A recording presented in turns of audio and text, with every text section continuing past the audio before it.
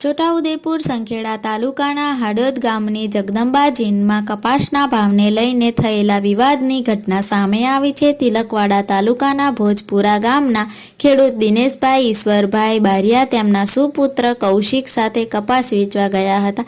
CCI દ્વારા ₹7200નો ભાવ આપવામાં આવતા ખેડૂતે નારાજગી વ્યક્ત કરી હતી। કપાસ પરત લઈ જવાનો નિર્ણય લીધો હતો। કપાસ વજન કરવા દરમિયાન થયેલી રકઝકમાં જીન માલિક અને તેમના સુપુત્ર ખેડૂત દિનેશભાઈને લાઇટના થાંભલા સાથે દોરડાથી બાંધીને પંજેટી વડે માર માર્યો હોવાનો આક્ષેપ છે। આ ઘટના બાદ પોતાની ઇજ્જત ખાતર દિનેશભાઈ ખેતરમાં છાંટવાની દવા પી લીધી હતી। તેમને તાત્કાલિક સંખેડા સામૂહિક આરોગ્ય કેન્દ્રમાં ખસેડવામાં આવ્યા હતા। ત્યાંથી તેમને વધુ સારવાર માટે ડભોઈ હોસ્પિટલ રિફર કરવામાં આવ્યા હતા। આ વિશે સંખેડા પોલીસને જાણ થતાં ઘટના સ્થળે પહોંચી હતી। જો કે હાલ આ મામલે કોઈ ફરિયાદ નોંધાઈ નથી।